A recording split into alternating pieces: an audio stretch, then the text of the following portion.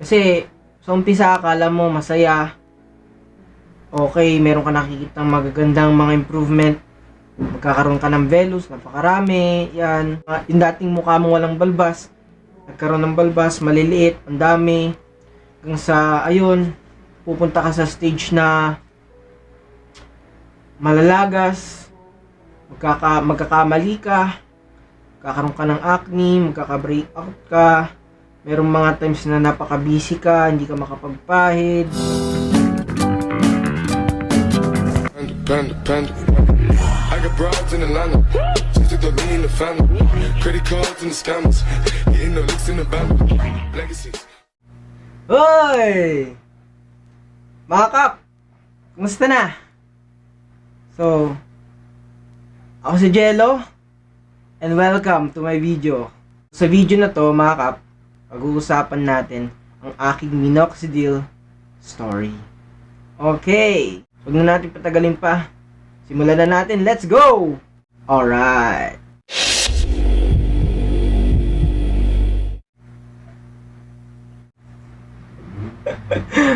So, ayun na nga mga kap, no? Bigyan ko lang kayo ng konting backstory. Balik tayo sa umpisa kung paano ako nangarap magkaroon ng balbas, kailan ako nangarap magkaroon ng balbas, kailan ako naasigan sa mga balbas.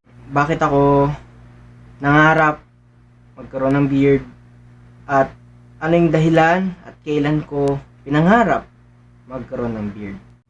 Way back 16 years old ako mga kap. That's probably 2013. Nagkaroon ako ng interest sa makapal na beard. Bale, doon sa edad na yon, na-curious ako kung paano magkaroon ng makapal na balbas kasi parang naastigan ako sa mga napapanood ko sa movies dahil sa mga Hollywood actors tulad nung sila Wolverine, mga iba pang mga sikat na actors sa Hollywood, no? Nagiging idol ko sila kasi naastigan ako sa makapal nilang bigote at balbas, no? Tsaka ano kasi, parang ang astig kasi, parang ang lalaking tignan, yung mga may balbas.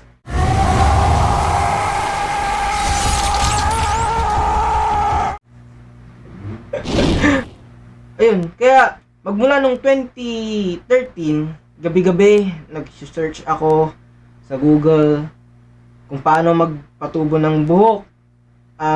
Paano magpatubo ng balbas, makapal ng balbas, at mabilis, no? At effective.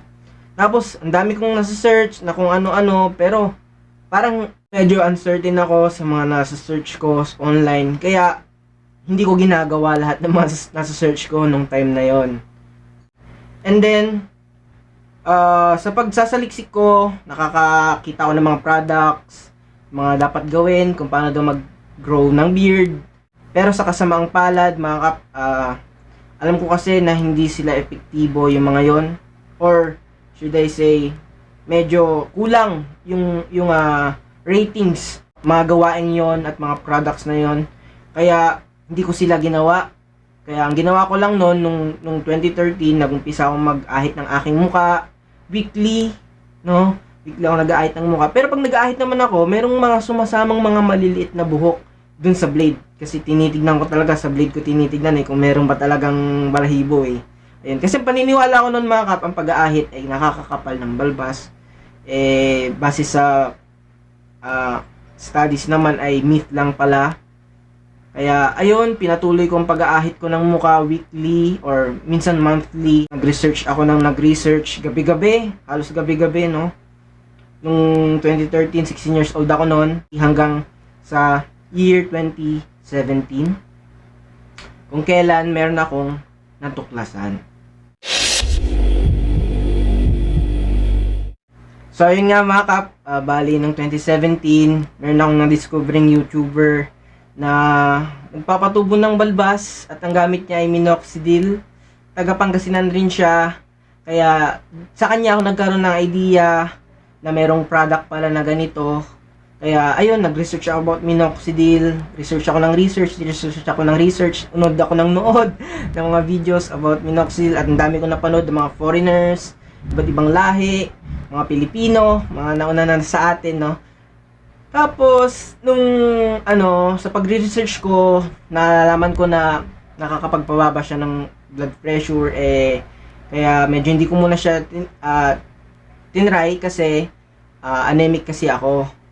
Okay, kaya hindi ko siya tinry. Hanggang sa meron akong nakausap na tao sa Facebook, hindi ko nasasabihin ang pangalan niya, pero Chief ang nickname niya, Chief, sa group na natagpuan ko noon, no? Sa mga Pinoy na nagpapatubo ng balbas gamit ang minoxidil. Kinausap ko siya, nag-usap kami na matagal, siya yung mentor ko sa minoxidil. Sinabi niya sa akin, huwag ka matakot. Hindi naman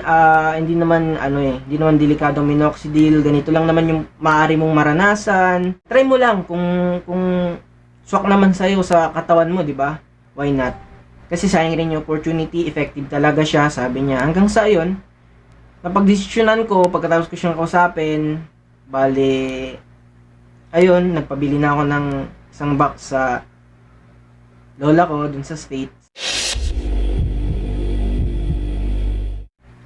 At ayun, habang hinihintay ko yung padala ni lola na minoxidil, bale, nag-research at nalaman ko na magandang ipares ang minoxidil sa beard oil, lalo na peppermint, dahil may studies kasi na nakiklaim na ang peppermint ay nakakapagpatubo ng buhok without any toxic side effect.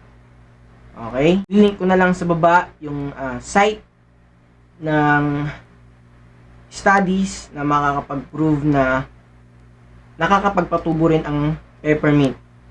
Actually, kinumpare pa nga yung results niya sa minoxidil that time. Dumating na nga yung minoxidil ko at nakagawa na rin ako ng oil ko. Nag-umpisa pala ako mga December 2017. Sinimulan ko na magpahid, and then nung first time kong magpahid, twice a day agad ang pagpahid ko. Tapos makate na ang hapdi sa muka na parang sunog yung muka ko.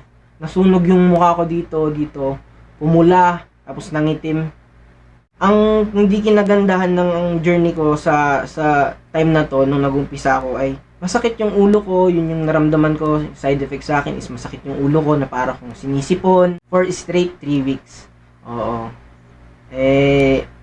Alam ko naman na yung nasa facts, kaya hindi naman na ako masyadong natakot, hindi ako nag-freak out kasi before pa akong gumamit or sinimulan yung journey ko, alam ko na merong mga ganitong side effect. Kaya yon, kahit sumasakit yung ulo ko for straight 3 weeks, tuloy-tuloy pa rin. Twice a day pa rin yung ginagawa ko kasi alam ko yung ginagawa ko, nabasa ko na yung facts. At yung mga side effect naman na yun mga kap, ay normal lang.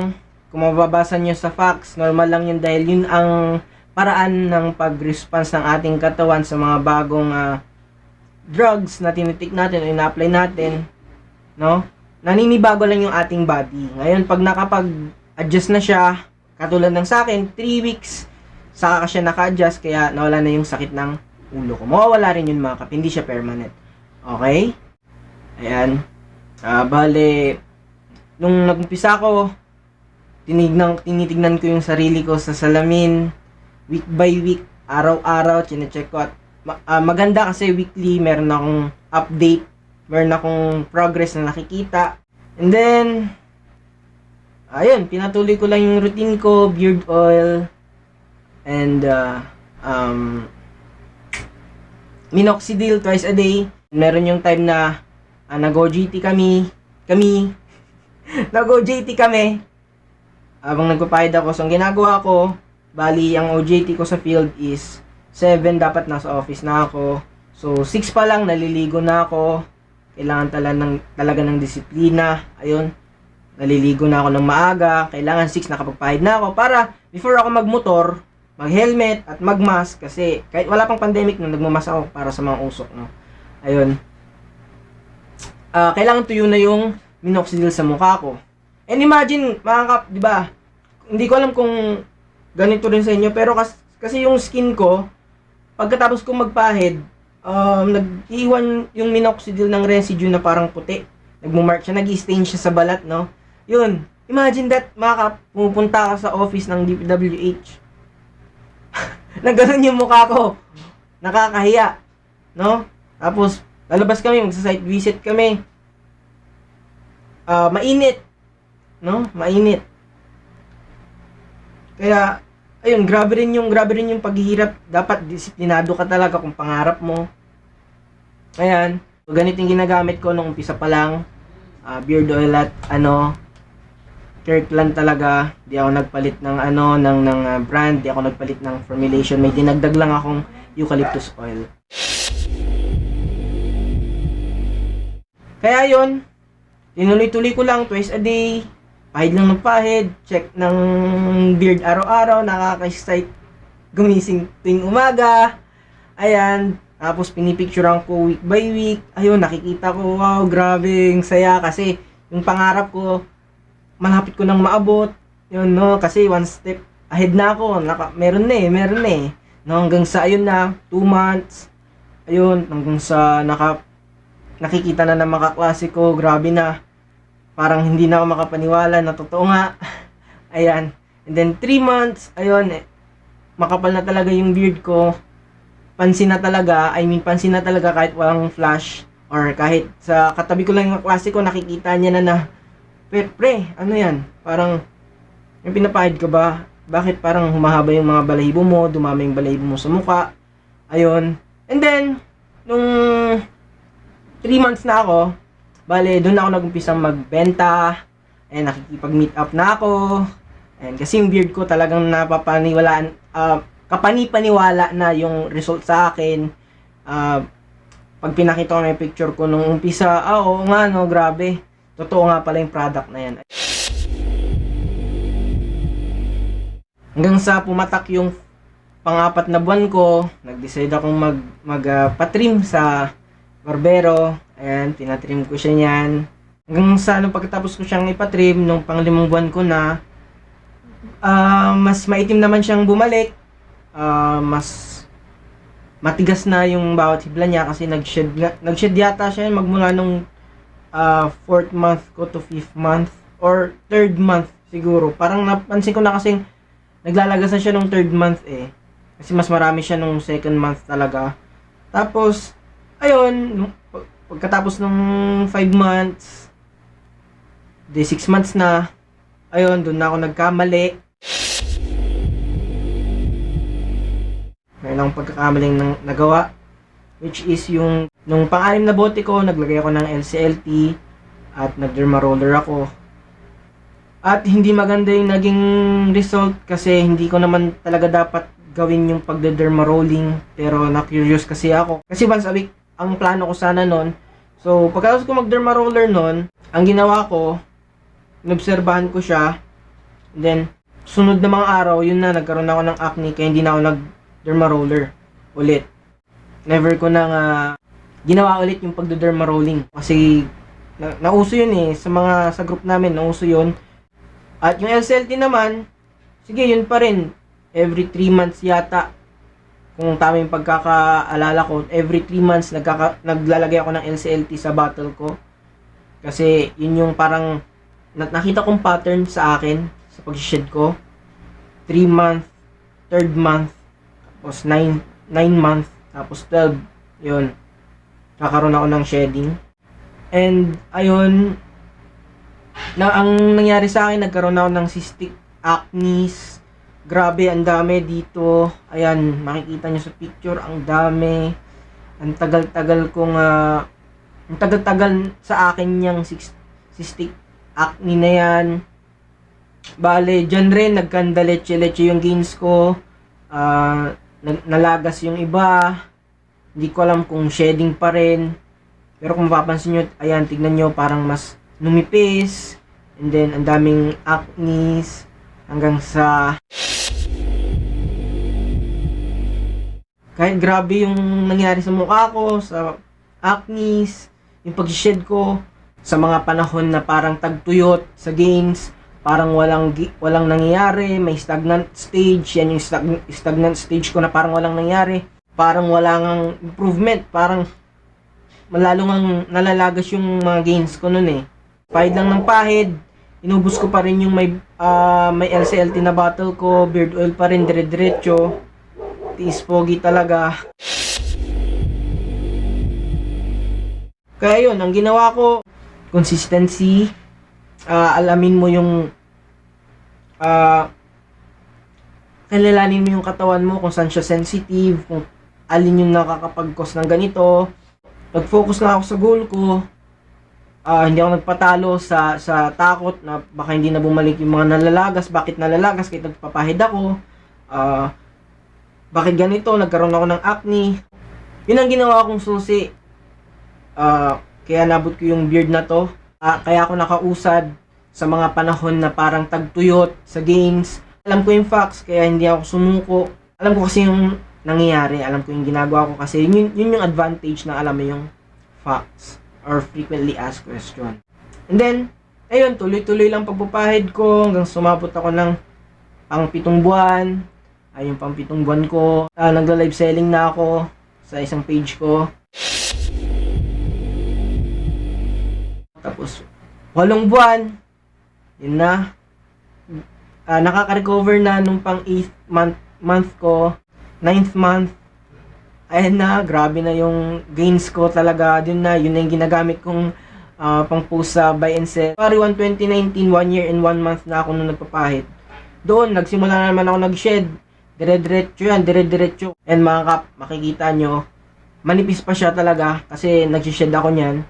Okay, and then, ang ginawa ko lang, nag-once a day ako hanggang sa pag-abot ko ng 2nd year mark ko sa pagmiminoxidil. Yun na, dire-diretso na yung pagkapal ng beard ko. Dahil, nung pangalawang taon ko na hanggang ngayon, nagka-twice a day na ulit ako. Ayan, kaya ito na yung product ng pagsasakripisyo, determinasyon, disiplina,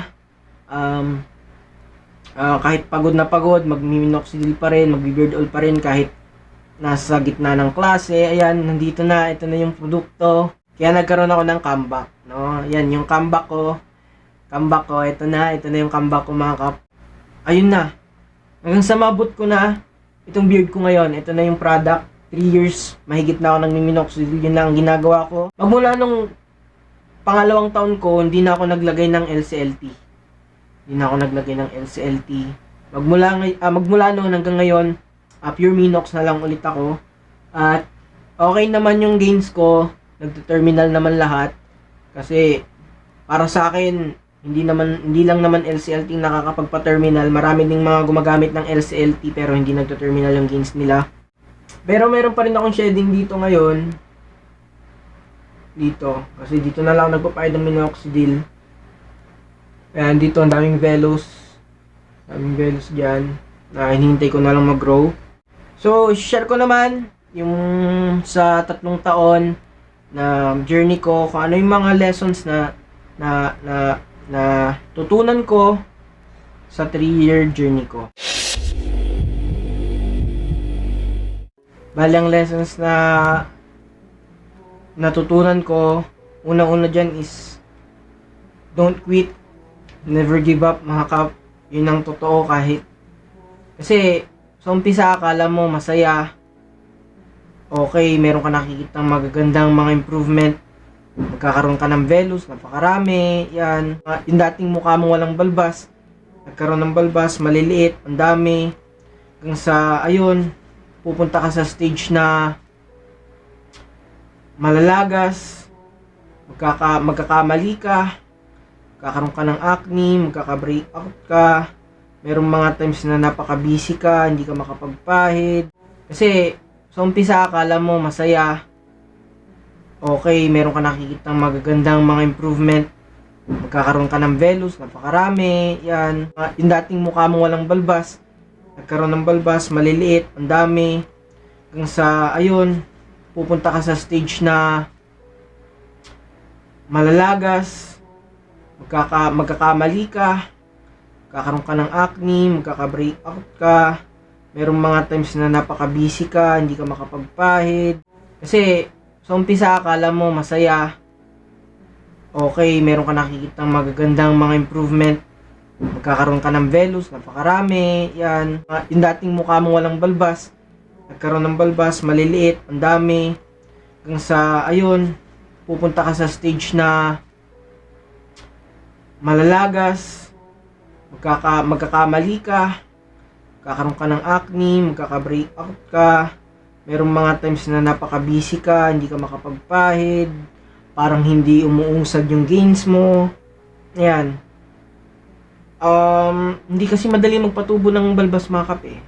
Kailangan natin ng patience, perseverance, tayong mawalan ng pag-asa pag nasa stage na tayo ng taglagas or tagtuyot. Ayan, hindi umuusad yung gains. Tiyaga lang. Sa mga panahon na yon, magtiyaga lang tayo, pahid lang ng pahid, magtiwala lang sa proseso, sa product, sa ginagawa natin, kasi sa dulo naman, mag-paid off naman lahat ng mga effort na ginagawa natin.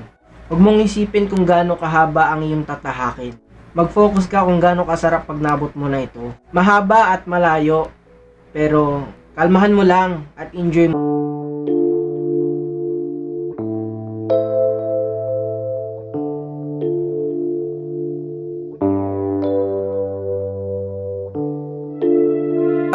May minoxidil ka na ba? Kung wala pa, visit ka na sa Shopee ko. Dito makakabili ka ng legit products at mga garantisadong produkto na makakatulong sa'yo sa minoxidil beer journey mo.